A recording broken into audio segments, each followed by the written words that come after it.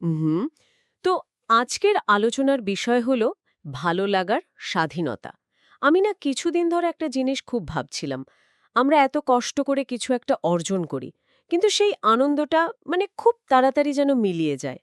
একটা নতুন ফোন কিনলে যে একটা উত্তেজনা থাকে, সেটা হয়তো এক সপ্তাহ থাকে না। মনে হয় যেন আমরা সারাক্ষণ সুখের পেছনে দৌড়াচ্ছি, কিন্তু কিছুতেই ওটাকে ধরতে পারছি না। আমাদের কাছে থাকা সূত্রগুলো পড়ার পর এখন মনে হচ্ছে হয়তো আমরা পুরো ব্যাপারটাকেই ভুলভাবে দেখছি। কি হবে যদি ভালো থাকাটা অর্জন করার মতো কোনো জিনিসই না হয়, যদি এটাই আমাদের স্বাভাবিক অবস্থা হয়? এই প্রশ্নটাই তো আজকের আলোচনার একেবারে কেন্দ্রে। সূত্রগুলো ঠিক এই ধারণাটাকেই তুলে ধরছে যে ভালো লাগা বা আনন্দ এটা আমাদের শরীরের শ্বাসপ্রশ্বাস বা ধরুন হৃদস্পন্দনের মতোই একটা সহজাত জিনিস। ইনবিল্ট। একদম ইনবিল্ট একটা প্রক্রিয়া। এর জন্য বাইরের কোনো কারণ বা কোনো শর্তে প্রয়োজনই নেই। আমরা ভাবি সুখ একটা একটা ডেস্টিনেশন যেখানে পৌঁছাতে হবে। হ্যাঁ, ঠিক। কিন্তু সূত্রগুলো বলছে সুখ হলো আমাদের স্টার্টিং পয়েন্ট। ওখান থেকেই তো আমাদের যাত্রা শুরু করার কথা ছিল। কিন্তু আমরা মানে কোনোভাবে রাস্তাটা হারিয়ে ফেলেছি। রাস্তা হারিয়ে ফেলেছি, এই ভাবনাটা কিন্তু খুব ইন্টারেস্টিং। চলুন তাহলে এই ধারণাটার গভীরে গিয়ে দেখি। আমরা কি আসলেই আমাদের ভালো থাকার স্বাভাবিক অধিকারটা ভুলে গেছি? আর যদি তাই হয়, তাহলে সেই রাস্তাটা আবার খুঁজে বের করার উপায়টা কি? আমাদের আজকের আলোচনার লক্ষ্য হল ভালো লাগার এই হারিয়ে যাওয়ার স্বাধীনতার রহস্যটা হুম উদ্ঘাটন করা। হুম সূত্রগুলোতে একটা খুব সহজ কিন্তু খুব শক্তিশালী তুলনা দেওয়া হয়েছে। একটা ছোট বাচ্চা যখন হাসে, সে তো কোনো কারণ ছাড়াই হাসে। ঠিক। ওর আনন্দে থাকার জন্য নতুন খেলনা বা কি বলে আইসক্রিমের দরকার হয় না। হ্যাঁ। কিন্তু আমরা বড়রা খুশি হওয়ার জন্য সবসময় একটা কারণ খুঁজি। হ্যাঁ। আমরা নিজেদের বলি, যদি প্রমোশনটা পেয়ে যাই তাহলে আমি খুশি হব। হ্যাঁ, বা ওই গাড়িটা কিনতে পারলেই জীবনটা একদম বদলে যাবে। একদম। আমাদের আনন্দটা শর্ত সাপেক্ষ হয়ে গেছে। এখানেই আমাদের কন্ডিশনিংয়ের খেলাটা শুরু হয়। প্রকৃতি আমাদের কারণ ছাড়াই আনন্দ করার ক্ষমতা দিয়েছিল। কিন্তু সমাজ আর আমাদের চারপাশের পরিবেশ আমাদের মাথায় এই শর্তগুলো ঢুকিয়ে দিয়েছে। আচ্ছা। সূত্রগুলো বলছে ভালো লাগার অনুভূতিটা এটা কিডনির কাজ করার মতোই একটা অটোমেটেড সিস্টেম। মানে? মানে আপনার কিডনিকে তো বলে দিতে হয় না যে কিভাবে রক্ত পরিষ্কার করতে হবে, তাই না? না, অবশ্যই না। ঠিক তেমনি আপনার মনকেও ভালো অনুভব করার জন্য বাইরের কোনো নির্দেশের প্রয়োজন নেই। এটা একটা স্থিতি, কোনো প্রসেস নয়। ও! এই বিষয়টা আমার কাছে খুব গুরুত্বপূর্ণ মনে হচ্ছে। প্রসেস আর স্থিতি, এই দুটোর মধ্যে পার্থক্যটা তো বিশাল। বিশাল।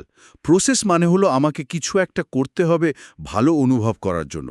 কিন্তু স্থিতি মানে হলো এটা আমার ভেতরে আগে থেকেই আছে। আমাকে শুধু সেটাকে অনুভব করতে হবে। একদম। কিন্তু তাহলে প্রশ্ন আসে, যদি এটা আমাদের স্বাভাবিক অবস্থা হয়, তাহলে আমরা সারাক্ষণ সেটা অনুভব করি না কেন? এর কারণ হলো আমরা প্রায় সারাক্ষণই একটা মানসিক দৌড়ের মধ্যে থাকি। মনোবিজ্ঞানের ভাষায় যাকে বলে হেডনিক ট্রেডমিল। Head neck treadmill. হ্যাঁ, এর মানে হলো আমরা যখন কিছু একটা পাই বা কিনি, আমাদের সুখের মাত্রাটা বাড়ে ঠিকই, কিন্তু খুব তাড়াতাড়ি আমরা আবার আগের জায়গায় ফিরে আসি। হুম, হুম। তারপর আবার নতুন কিছুর পেছনে দৌড়? ঠিক এই চক্রটা চলতেই থাকে। এমনকি স্নায়ুবিজ্ঞানের দিক থেকেও যদি দেখেন, আমাদের মস্তিষ্কের একটা ডিফল্ট মোড নেটওয়ার্ক আছে। যখন আমরা কোনো নির্দিষ্ট কাজ করি না, তখন মস্তিষ্কের স্বাভাবিক প্রবণতা হলো একটা শান্ত, স্থিতিশীল অবস্থায় ফিরে আসা। আচ্ছা। কিন্তু দুশ্চিন্তা আর বাইরের চাপ সেই স্বাভাবিক অবস্থায় ফিরতে বাধা দেয়। তার মানে আমাদের শরীর আর মস্তিষ্ক দুটোই আসলে শান্ত থাকতে চায়। কিন্তু আমরা ওই হেডনিক ট্রেডমিলের ওপর দৌড়াতে দৌড়াতে তাকে সেই সুযোগটাই দিই না। একদম। এ প্রসঙ্গে সূত্রগুলোতে তো কিছু বিখ্যাত ব্যক্তির উক্তিও ছিল, যেমন এখার্ট টল। একহার্ট টোল বলেছেন, প্রকৃত শান্তি ভেতরেই থাকে, কোনো কিছুর উপর নির্ভরশীল নয়। এই কথাটা কিন্তু আজকের আলোচনার মূল সুর। বাইরের জগতে যাই হোক না কেন, ট্রাফিক জ্যাম, কাজের চাপ, বা সম্পর্কের টানাপোড়েন। হ্যাঁ, ভেতরের শান্তিটা কিন্তু অটুট থাকতে পারে, যদি আমরা বিশ্বাস করি যে এটা বাইরের পরিস্থিতি দিয়ে নিয়ন্ত্রিত নয়। এমনকি প্রাচীন ভারতের দার্শনিক চাণক্যের কথাও ভাবুন। হুম। তিনি বলেছিলেন, নিজের ওপর বিজয়ই সবচেয়ে বড় জয়। এই বিজয়টা আসলে কিসের ওপর? এটা হলো নিজের আবেগ আর অনুভূতির ওপর নিয়ন্ত্রণ প্রতিষ্ঠা করার বিজয়। এটাই তো আসল স্বাধীনতা। তাহলে যদি ভালো থাকাটা আমাদের স্বাভাবিক অবস্থা হয় আর আমাদের মস্তিষ্ক সেটাই চায়, তাহলে আমরা এই অবস্থাটা থেকে বিচ্যুত হলাম কেন? কে আমাদের এই ট্রেডমিলে দৌড়াতে বাধ্য করল? সূত্রগুলো তো সরাসরি মার্কেটিং এবং আধুনিক সমাজের কাঠামোর দিকে আঙুল তুলেছে। হ্যাঁ, এবং এটা খুব সুচিন্তিত একটা প্রক্রিয়া। গত কয়েক দশক ধরে আমাদের একটাই মন্ত্র শেখানো হয়েছে, বাই টু ফিল গুড। অর্থাৎ তোমার ভালো লাগছে না, কিছু একটা কিনে ফেলো। ঠিক, নতুন পোশাক, নতুন গ্যাজেট বা ধরুন একটা সুন্দর কফি। বিজ্ঞাপন জগৎ আমাদের মধ্যে একটা অভাববোধ তৈরি করে। তারা প্রথমে আমাদের মনে করায় যে আমাদের জীবনে কিছু একটা কমতি আছে। আর তারপর তাদের পণ্যটাকে সেই কমতি পূরণের সমাধান হিসেবে দেখায়। একদম। আর এটা তো শুধু বিজ্ঞাপনের মধ্যেই সীমাবদ্ধ নেই, তাই না? সোশ্যাল মিডিয়া তো এই প্রক্রিয়াটাকে আরও 1000 গুণ বাড়িয়ে দিয়েছে। অবশ্যই। আমরা অন্যদের জীবনকে জটিলতার সঙ্গে সাজানো, ফিল্টার করা পারফেক্ট জীবন দেখি আর নিজের জীবনের সঙ্গে তার তুলনা করি। আর তখন মনে হয় ওদের মতো দামি জায়গায় ঘুরতে গেলেই বা ওদের মতো দেখতে হলেই হয়তো আমি সুখী হতে পারবো। একদম। এই তুলনা সংস্কৃতি আমাদের আত্মসম্মানকে ধীরে ধীরে ক্ষয় করে দেয় আর আমাদের সুখকে পুরোপুরি বাহ্যিক জিনিসের ওপর নির্ভরশীল করে তোলে। সূত্রগুলো কিন্তু বলছে না যে জিনিসপত্র কেনা বা জীবনে উন্নতি করাটা খারাপ। সমস্যাটা হলো খুশি কেনার মানসিকতা। আচ্ছা। যখন আমরা ভাবি যে কোনো একটা বস্তু আমাদের স্থায়ী আনন্দ দেবে, তখনই আমরা আসলে ফাঁদে পা দিই। ডেল কার্নেগির একটা কথা এখানে খুব প্রাসঙ্গিক। সুখ বাইরের পরিস্থিতির উপর নির্ভর করে না। কিন্তু পুরো আধুনিক অর্থনীতিটাই আমাদের এর উল্টোটা বিশ্বাস করানোর উপর দাঁড়িয়ে আছে। ঠিক। এটা তো একটা দুষ্টু চক্রের মতো শোনাচ্ছে, যেখানে আমরা ছুটেই চলেছি কিন্তু কোথাও পৌঁছাতে পারছি না। সূত্রগুলো কি এই চক্র থেকে বেরোনোর কোনো পথের কথা বলে? হ্যাঁ, এবং সেই পথটা বেশ বিপ্লবী, প্রচলিত ধারণার ঠিক উল্টো। সূত্রগুলো বলছে, বাই টু ফিল গুডের বদলে আমাদের নীতি হওয়া উচিত feel good then bye. Wow! অর্থাৎ আগে ভালো অনুভব করুন, তারপর কিনুন বা কোনো কাজ করুন। এটা তো পুরো প্যারাডাইম শিফট। কিন্তু এটা কি বাস্তবে সম্ভব? ধরুন আমার অফিসের কাজের খুব চাপ, মনটা ভালো নেই। তখন যদি আমাকে কোনো গুরুত্বপূর্ণ সিদ্ধান্ত নিতে হয়, আমি কিভাবে আগে ভালো অনুভব করব? এটা কি এক ধরনের নিজেকে জোর করার মতো হয়ে গেল না? খুব ভালো একটা প্রশ্ন। এটা নিজেকে জোর করা বা সমস্যাকে অস্বীকার করা নয়। এর পেছনের যুক্তিটা হলো আমাদের সিদ্ধান্তের গুণমান। সেটা আমাদের মানসিক অবস্থার ওপর সরাসরি নির্ভর করে। আচ্ছা। যখন আমরা মানসিক চাপ, রাগ বা দুঃখ থেকে কোনো সিদ্ধান্ত নিই, তখন সেই সিদ্ধান্তগুলো হয় আবেগতাড়িত এবং স্বল্পমেয়াদী। ঠিক। কিন্তু যখন আমরা একটা শান্ত ও স্থিতিশীল মানসিক অবস্থা থেকে সিদ্ধান্ত নিই, তখন আমরা অনেক বেশি যৌক্তিক এবং দূরদর্শী হতে পারি। একটা উদাহরণ দিয়ে কি বিষয়টা আরেকটু পরিষ্কার করা যায়? অবশ্যই। ধরুন আপনি খুব মানসিক চাপে আছেন আর ভাবছেন একটা ছুটি দরকার। হ্যাঁ। ওই মানসিক অবস্থা থেকে আপনি হয়তো হুট করে হাতের কাছের সবচেয়ে দামি প্যাকেজটা কিনে ফেলবেন, শুধু ওই মুহূর্তের চাপ থেকে মুক্তি পাওয়ার জন্য। ঠিক। কিন্তু আপনি যদি প্রথমে কয়েকটা গভীর শ্বাস নিয়ে মনটাকে একটু শান্ত করে, অর্থাৎ ভালো লাগার স্থিতিতে ফিরে এসে সিদ্ধান্ত নেন, তখন হয়তো আপনি এমন একটা জায়গা বাঁচবেন যা সত্যিই আপনার প্রয়োজন মেটাবে এবং আপনার বাজেটের মধ্যেও থাকবে। বুঝতে পারছি।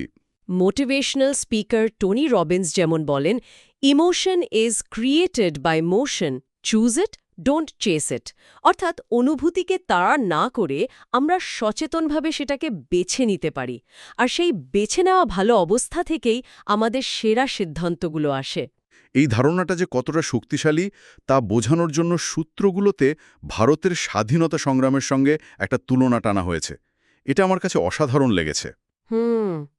বলা হচ্ছে ব্রিটিশ শাসনের অধীনে থাকতে থাকতে যেমন একটা প্রজন্মের মানুষ প্রায় ভুলেই গিয়েছিল যে স্বাধীনতা তাদের জন্মগত অধিকার, ঠিক তেমনি আধুনিক ভোগবাদী সমাজের চাপে আমরাও ভুলে গেছি যে ভালো অনুভব করাটা আমাদের স্বাভাবিক অধিকার। এই তুলনাটা কিন্তু আলোচনাকে আরও গভীরে নিয়ে যায়।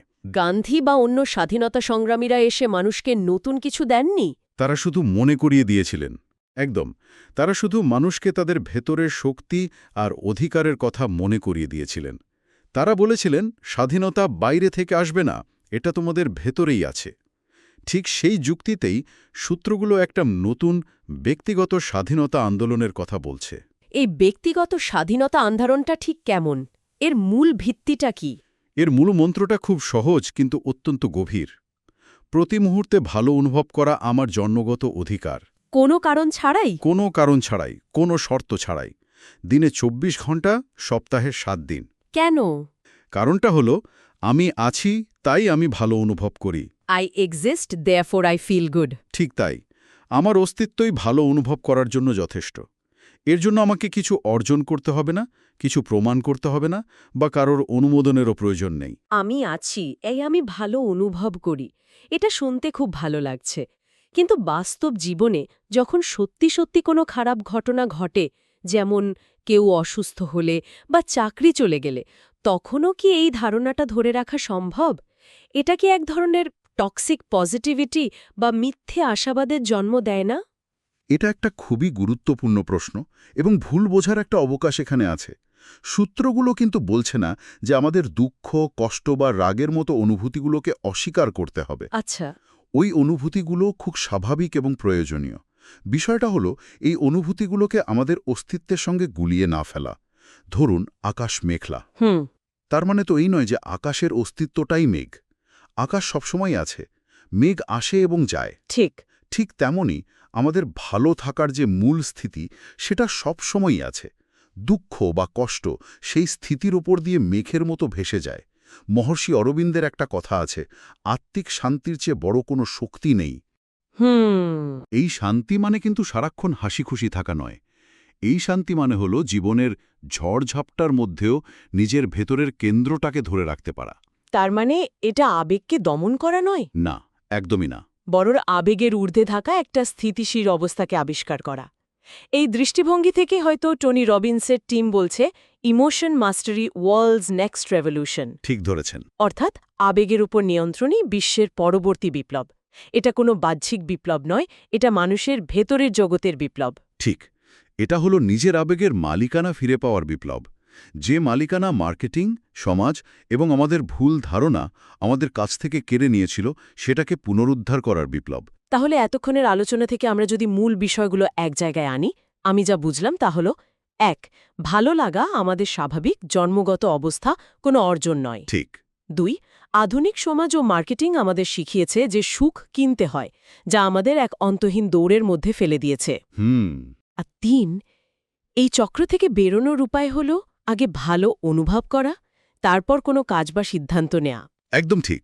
এবং এই ধারণাগুলোকে শুধু তত্ত্বের পর্যায়ে না রেখে দৈনন্দিন জীবনে প্রয়োগ করার জন্য সূত্রগুলোতে কিছু খুব সহজ কিন্তু কার্যকর পদক্ষেপের কথাও বলা হয়েছে। সেগুলো কি কি? মানে আমাদের শ্রোতারা কিভাবে এই মুহূর্ত থেকেই এই ধারণাটা নিজেদের জীবনে কাজে লাগানো শুরু করতে পারেন? প্রথম পদক্ষেপটা হলো সচেতনভাবে থামা। যখনই মনে হবে মন খারাপ লাগছে বা মানসিক চাপে আছেন, তখন এক মুহূর্তের জন্য যা করছেন থামিয়ে দিন। একটা বা দুটো গভীর শ্বাস নিন, আর নিজেকে মনে মনে বলুন, আমার ভালো অনুভব করার অধিকার আছে, কারণ আমি আছি। এই সহজ বাক্যটা, এটা আমাদের কন্ডিশনিংয়ের বাইরে গিয়ে আমাদের মূল স্থিতির কথা মনে করিয়ে দেয়। ঠিক। আর দ্বিতীয় পদক্ষেপটা আমার খুব কাজের মনে হয়েছে। কোনো কিছু কেনার আগে, বিশেষ করে যদি সেটা কোনো আবেগ তাড়িত কেনাকাটা হয়, হ্যাঁ। বা কোনো বড় সিদ্ধান্ত নেওয়ার আগে নিজেকে শুধু একটা প্রশ্ন করা, আমি কি এই সিদ্ধান্তটা শান্ত মন থেকে নিচ্ছি, নাকি কোনো অভাববোধ বা চাপ থেকে? এই একটা প্রশ্নই হয়তো অনেক ভুল সিদ্ধান্ত থেকে আমাদের বাঁচিয়ে দিতে পারে। তাই তো। আর তৃতীয় এবং সবচেয়ে গুরুত্বপূর্ণ পদক্ষেপটি হলো এটাকে একটা অভ্যাসে পরিণত করা। যেমন আমরা প্রতিদিন দাঁত মাজি বা ব্যায়াম করি, তেমনি প্রতিদিন কয়েক মুহূর্তের জন্য নিজের এই স্বাভাবিক ভালো লাগার অবস্থাটার সঙ্গে সংযোগ স্থাপন করার অভ্যেস করা। এটা মেডিটেশনের মতো হতে পারে। হতে পারে, বা শুধু শান্ত হয়ে বসে নিজের শ্বাস-প্রশ্বাসের দিকে মনোযোগ দেওয়াও হতে পারে। মূল উদ্দেশ্য হল এই ফিরে আসার রাস্তাটাকে পরিচিত করে তোলা, যাতে প্রয়োজনের সময় সহজেই আমরা সেখানে ফিরতে পারি। আজকের আলোচনা থেকে আমার কাছে সবচেয়ে বড় উপলব্ধি হল, আমরা আসলে সুখ খুঁজছি না, আমরা সুখ তাড়া করছি। আর যা আমাদের ভেতরেই আছে তাকে তো তাড়া করে ধরা যায় না, তাকে শুধু আবিষ্কার করতে হয়, মনে করতে হয়। আমরা সবাই এই ক্ষমতা নিয়ে জন্মেছি, শুধু চারপাশের কোলাহলে সেই সত্যিটা ভুলে গেছি। আপনি খুব সুন্দরভাবে পুরো বিষয়টার সারসংক্ষেপ করেছেন। শেষে সূত্রগুলোর একটা লাইন দিয়েই আজকের আলোচনা শেষ করা যায়, যা পুরো আলোচনার সারমর্ম তুলে ধরে। ভালো লাগা কোনো শেখার বিষয় নয়, এটা শুধু মনে করার বিষয়। বাহ! ইংরেজিতে বললে, feel good is not a skill, it is nature's gift. এটা প্রকৃতির দেওয়া এক উপহার, যা সবসময় আমাদের ভেতরেই ছিল, আছে এবং থাকবে।